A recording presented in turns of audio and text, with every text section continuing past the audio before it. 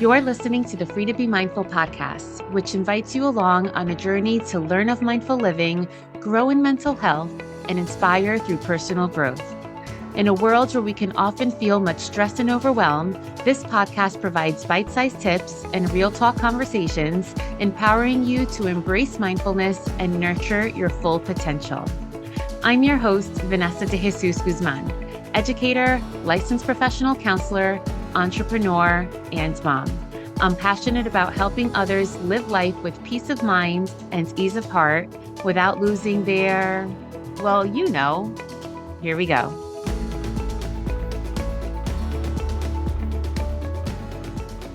Hello and welcome to episode 193 of the Free to Be Mindful podcast. I hope that you're feeling good, looking good, and doing better in this world than you were yesterday. So, as a kid, I don't remember friendship drama really being present until fifth or sixth grade or so. And that's what people my age, middle-aged people, usually think. However, working with kids, I see friendship drama happening earlier and earlier. I remember when I used to teach second grade, how some of the girls in particular would already begin taking on mean girl type of behaviors, like leaving other girls out. And I always wonder if that's because kids are exposed to more and more on TV and on social media than perhaps 20, 40, or plus years ago, or if it's just the way that we're raising our kids now. I'm really not sure. But just recently, my son, who's currently 10 years old, mentioned some friendship stuff that was happening among some of the boys in his class. He then suddenly broke into tears and said, Mommy, what worked for you in the 1900s isn't working right now. And I just stopped there stunned and thought, 1900s? Because in my head, I was picturing like the Gilded Age with women walking around in these large petticoats and fancy hats and umbrellas, and men dressing up in three-piece suits just to take a stroll down the park. And I thought I was providing him with words of wisdom on how to best handle friendship situations. However, my role as a mom is seen much differently than my role as a therapist. Although even some college age students and even adult clients are surprised when I say and when they hear that my job is not to give them advice.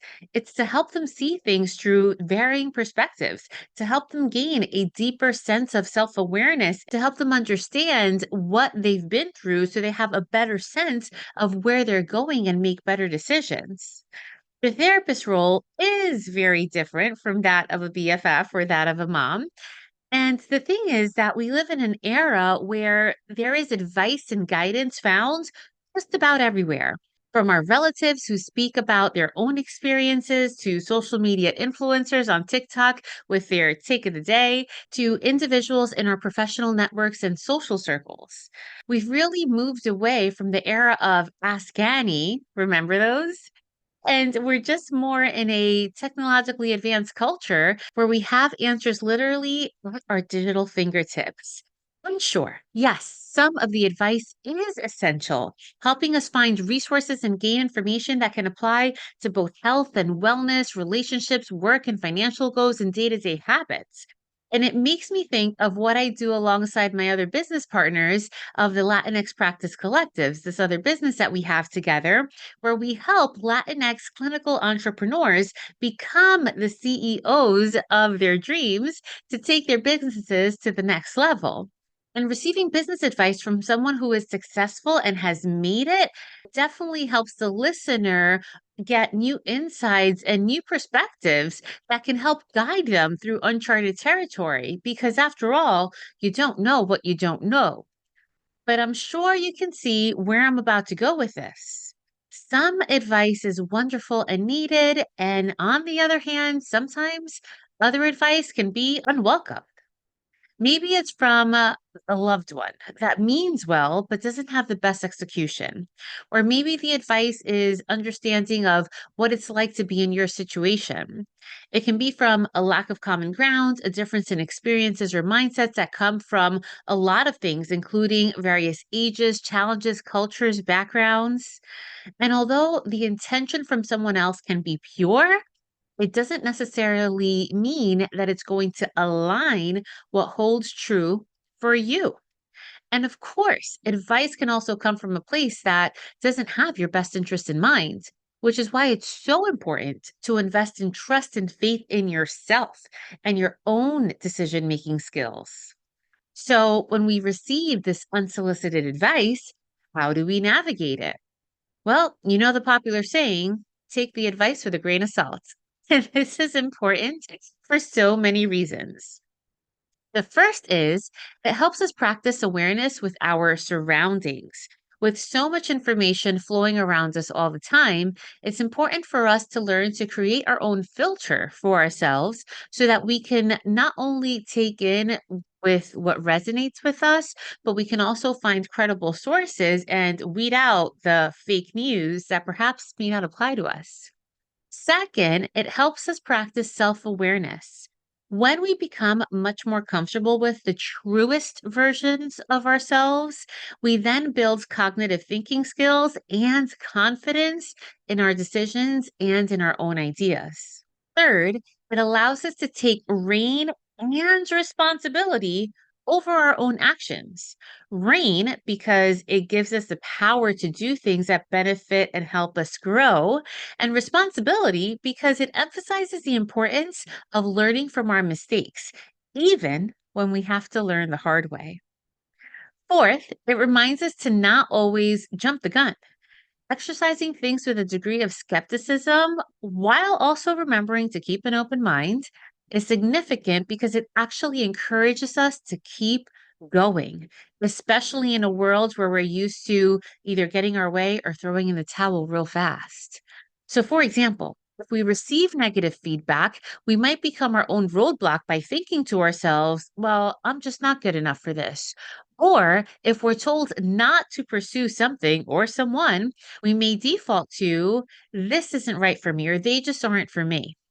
Instead of jumping the gun, we can take the advice with a grain of salt and remind ourselves that our stories are all different. And again, what works for somebody else may not work for you. And lastly, the fifth is advice similar to ourselves constantly changing. They're changing with the times, with experiences, with opportunities. Because when we see the flexibility and malleability, that means how things shift and change. It's a subtle reminder that advice is impacted by an ever changing world. So sometimes our own past experiences or what we see or perceive, especially if it's a little traditional or old school, like my son thought about my advice from the 1900s, it can transform over the course of time because what was applicable in 1901, not when I was alive, but in the 1900s is definitely maybe not applicable in 2024. Now, it's important to apply the advice we receive versus our own natural instinct or intuition. And when we think about these two different things, some aspects that we may want to consider when it comes to advice application are the following. The first is the source reliable? So we want to think about our relationship with the source, their credibility, their motives, where they're coming from with this advice. We also want to consider, have we explored other options for this advice? Because it's important to seek different perspectives and not just rely on the one source. And it's important to also look at things from an unbiased perspective. And sometimes that means searching outside the people that live within our four walls or within the box that we usually interact with. It also means that we should ask ourselves, how can the advice be used for our betterments? So, is there an actionable thing for us to do here, right? Or does it match with our goals and our desires? Remember, we can't just take advice and say, okay, this is the advice we're taking and let it all happen by itself. We do need to put some effort behind these things. And then when it comes to instinct application, and remember just recently on episode 187, we talked about listening to your inner intuition. Instinct application are the decisions where we choose our own judgments and listen to our own intuition. And that provides the guidance on what we should do next. Using our instinct is putting trust in ourselves and in our own critical thinking skills. And it's so important to develop this because only we know the full story. Only we understand the little nuances that sometimes we don't mention when we're asking for advice of others.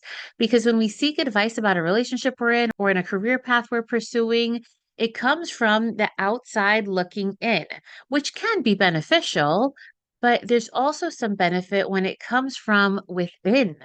You might hear advice from similar experiences, but until you experience in your own shoes, you won't know what really may be best for you. So it is good to recognize when you should turn to yourself.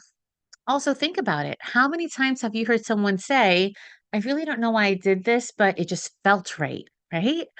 Learning to sharpen our instinct application skills means that we then learn to be more mindful, learn to listen to our own minds, our own bodies, really understand what we're feeling, and then using all of that to find clarity in our inner intuition. But the reality is, my friends, that we can't stop all advice from coming our way because if we did, I wonder if this would really leave us at a disadvantage. So instead, what we can do is sharpen our skills to make advice more positive and more effective, especially when we are the ones who are engaging in this advice giving.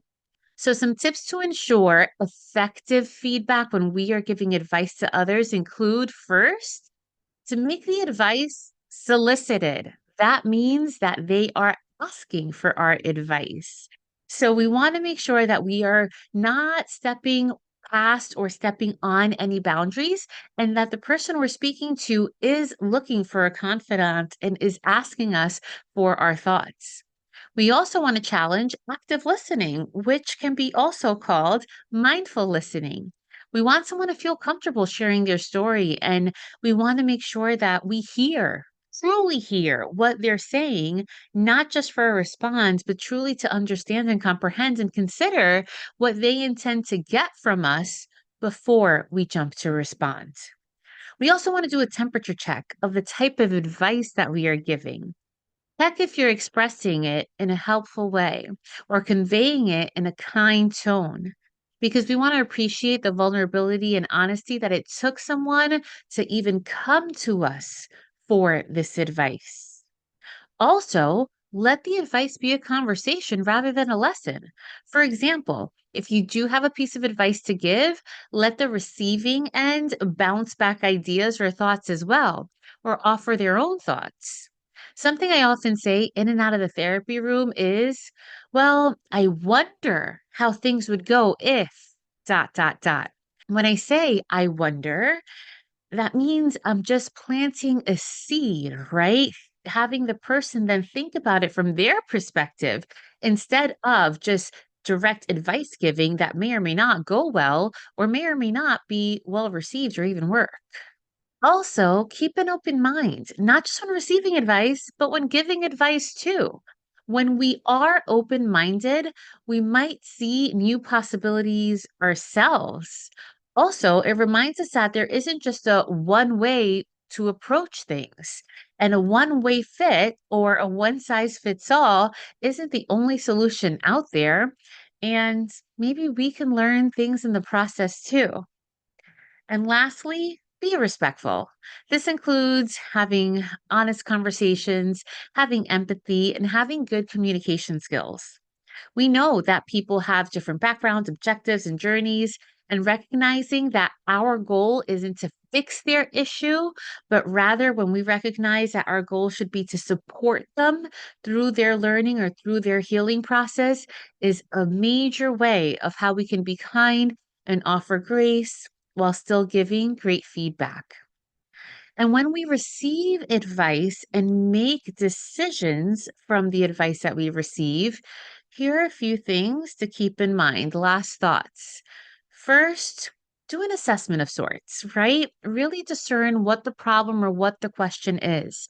This really takes mindfulness into consideration because you have to understand what actually is it that's happening here instead of jumping to a conclusion or jumping to a certain perspective. We want to make sure that we assess what the benefits and risks are and what we really need to take action on. Second, have flexible thinking and flexible judgment, or maybe no judgment at all. And what I mean is that whether this is being non judgmental or just exercising our own judgment, this is a tool that we use, again, kind of like our intuition, to weed through indecision and through weed through what is actually good for us. And lastly, evaluate your choices. Is it more helpful to turn to someone, or is this something that we need to trust our guts on? And sometimes it's okay to ask other people, but try to make a decision for yourself so that you can really flex and really fine tune that skill. Think about what options are more time efficient, cost efficient, what's more meaningful, who's most well informed, what's most relevant, because all of these types of questions let us evaluate what we need for our own decision making journey. So, my friends, as times change, so does our need for advice. Recognizing when to take advice and when to follow our own judgment is very important. It really does come down to step one of mindful living, which is having awareness. And that includes self awareness, social awareness, and listening to your own mind, to your own body, so that you can again learn to trust your inner intuition and make the decisions that work best for you. I now invite you to join me on the short guided meditation. So, as you breathe at your own pace and relax wherever it is that you are listening to my voice, begin by reflecting on the concepts of advice. Consider the wisdom perhaps that others have shared with you and the guidance that you have offered to those around you. And notice if anything you heard, or as you think about these thoughts, notice if any thoughts or emotions arise as you explore these past experiences. Now bring your attention to the act of giving advice. Visualize yourself offering guidance to someone in need. Imagine you standing confidently and the words of wisdom flowing effortlessly from your heart, filled with compassion and understanding after someone has directly asked you for your advice. Notice how it may feel to share your knowledge with kindness and with sincerity. And as you continue to explore the practice of giving advice, remember that true wisdom comes from a place of humility and empathy. Embrace the opportunity to support others on their journey without attachment to the outcome. Trust that your words have the power to uplift and inspire those who receive them, if it is that your words suit their needs. And next, friends, I want you to shift a little bit to the practice of receiving advice. Imagine yourself in a moment of vulnerability, seeking guidance from someone you trust.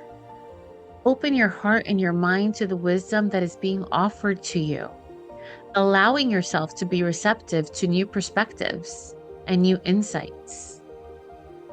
And as you think about this, or if you are experiencing this in real life, notice any resistance or hesitation that arises within you as you receive advice. And instead of pushing these feelings away, gently acknowledge them with compassion and curiosity, and allow yourself to explore the underlying emotions that may be influencing your response. Remember that receiving advice is an act of courage and humility. It requires vulnerability and openness to growth. So trust in your ability to discern what resonates with your inner truth and let go of any judgments or preconceptions that may cloud your perceptions. And as you continue to breathe deeply in these last few moments, take a moment to express gratitude for the wisdom that surrounds you. Whether you're giving advice or receiving advice, honor that exchange of knowledge and compassion that connects us all as human beings. Remember, my friends, you hold much more truth in your mind and in your heart than you probably give yourself credit for.